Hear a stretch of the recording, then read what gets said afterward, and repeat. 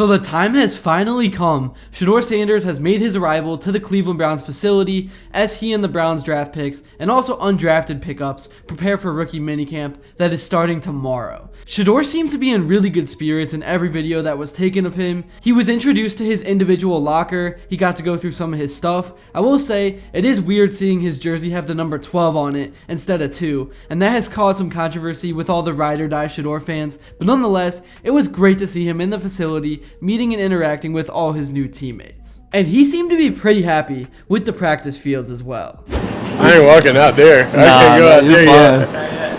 It's a good ball. Oh yeah, y'all gotta tell Coach Stavinsky happy birthday. Y'all supposed to bring a cake to practice. Now that everything is starting to settle in, I think one thing is becoming clear. All Shedeur needed was a chip in a chair. He needed an opportunity. Was the draft slide kind of ridiculous? Yes, but I think he came here to this city with one thing in mind, and that is to win the quarterback competition. And like I've said a million times, this is best case scenario for him because now the pressure is off. Obviously, he is going to be in the spotlight because of the primetime effect, but him playing as a 5th round pick is much different than him playing as a number 2 overall pick. There are no expectations. He can just go out there and ball and have fun and air it out because there is no denying that he is one of, if not the most talented quarterback in the draft. I just think teams had it in their head that the primetime thing would become an issue in the locker room for whatever reason, and front offices looked way too deep into the possible problems and just straight up ignored the fact that Shedeur is genuinely a good guy and a great quarterback. He just happens to have a massive following and a huge brand. I mean, he put up dang near the same numbers as Dillon Gabriel in 4 years as Gabriel did in 6. And you can make the argument that Dillon faced more competition, which yeah, it's true, but you also have to take into account the fact that Shedeur did not have as much talent around him to throw the ball to. He especially did not have an offensive line or a consistent run game. So opposing defenses knew he was going to throw the ball, they game planned for it, and he still shredded secondaries all 4 years. Rich Eisen recently made a comment on the Shedeur situation, and here is what he had to say. Shedeur Sanders' draft lasted 3 days. Unreal. And left him in a spot for a team that had 6 shots at drafting him. It didn't. Had a 5th round pick at taking him. Didn't. Then used their last pick to move up in the 5th round to end their draft by taking him. And one of the shots that they had to take him, they drafted Dillon Gabriel instead. So, I mean, you're hearing like, hey, the Browns were trying to move up to the 4th round to take him. Oh, really? Because you had a 5th round pick you didn't use on him. So you clearly couldn't have moved up into the 4th. Well, as the value was so great, you didn't take him the first shot you had to take him in the round you actually took him. Nuts. It's weird.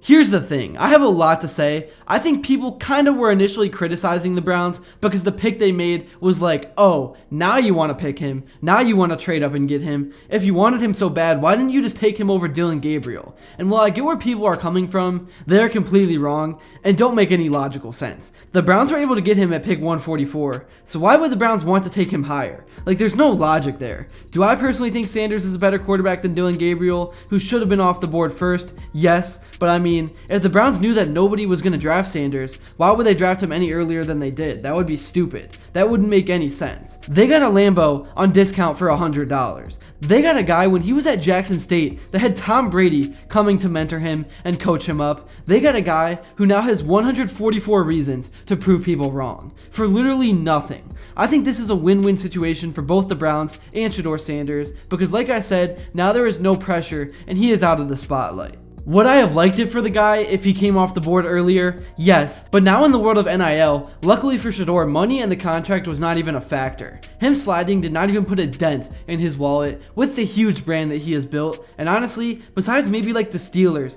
there was not a better team to come to than the Browns in terms of opportunity to potentially become a starter. Because I really do think he can beat out Dillon Gabriel. Kenny Pickett is barely even a factor. I was confused by that pickup to begin with, and then Joe Flacco is not the same Joe Flacco that we saw 2 years ago. He was already pulling off a miracle doing what he was doing at his age. I think the magic is pretty much over. It's like when the Cavs picked up Rajat Rajon Rondo like 3 years ago or something like that. I love Flacco, but I think that window is pretty much done. And the other factor that comes into play is that the Browns have nothing to lose by putting Shedeur out there. Butts will be in seats, they're going to sell tickets, which they probably would not have, or it at least would have been a struggle, because even though we all know the Browns have the most loyal fan base in the league, and it's not even close, everyone was growing tired, I was growing tired of it. It's just getting harder and harder to put up with the decisions the Haslams make, and how this organization has built such a losing culture. So I think some fans were starting to flip the switch, they were starting to care less and less, they were starting to cancel their season tickets. But from a business perspective, now you bring in Shedeur and all of a sudden, the Fairweather fanfare is back. If Shedeur is on the field, the stadium is going to be sold out win or lose. But the real reason why this is a win-win is because since the Browns were able to get so much of a haul on draft day, moving out of the number 2 spot and passing on Travis Hunter, now they are potentially looking at 2 top 10 picks coming their way in the 2026 draft that will of course most likely be highlighted by Arch Manning out of Texas. So if Shedeur does for some reason suck, or he just can't figure out how to succeed in this losing environment that Cleveland has built, now the Browns will have 2 super high picks to play around with. And then on the other side of things, if he does succeed and somehow leads the Browns to a playoff berth, even better. It really is a win-win for both sides of the equation. Here's what some of the guys on the facility show had to say about Sanders' path to becoming a starter for the Cleveland Browns in 2025. What is his path to starting his rookie season, big dog? It's going to be a hard path. It is going to be an extremely hard path, but it can be done by the way he plays and balls out and with a little luck on your side. So you got Joe Flacco, Kenny Pickett, Dylan Gabriel, and Shedeur, right? You still got Deshaun Watson coming off of injury. So reps-wise is already going to be limited for the young fella. So you're going to have very limited reps to really, truly show what you can do. When you jump into the preseason with these limited reps, you got to show flashes of being a really good quarterback. That is number one, because you got to get yourself on the team. And then some injuries have to happen, Acho, right? We know of the Aaron Rodgers sooner rather than later because of injuries. We know of Brett Favre because of injury. We know of Tom Brady because of injury. But when they got in there, they went to work. I cannot believe that he just said Shedeur needs injuries. I guess he does have a point that injuries are how we found out about guys like Favre and Brady, but I just don't see the upside in some of these other guys. Really, I think this is a battle between Gabriel and Sanders. I guess I could be wrong because vets do get priority in the NFL, but literally, I think the Browns' ceiling with either Flacco or Pickett under center is 7 wins, and that is only because of their strong defensive line and elite secondary. And honestly, winning 7 games would be the worst case scenario because that record would be too good for a great pick in next year's draft, but not good enough to make the playoffs. That is a formula for getting stuck in mediocrity. I'd almost rather see Sanders or Gabriel go out there and be atrocious and win like 2 games than having Pickett or Flacco out there winning 7. That's just my opinion though. I'm curious to hear what you guys think in the comments below. Anyways, that's really all I have to say for this video. Rookie minicamps is going to be here very shortly, and I'm going to be making videos and providing updates on that, so make sure to like, subscribe, and hit that post notification bell so you never miss another upload. And until next time, I will see you all later.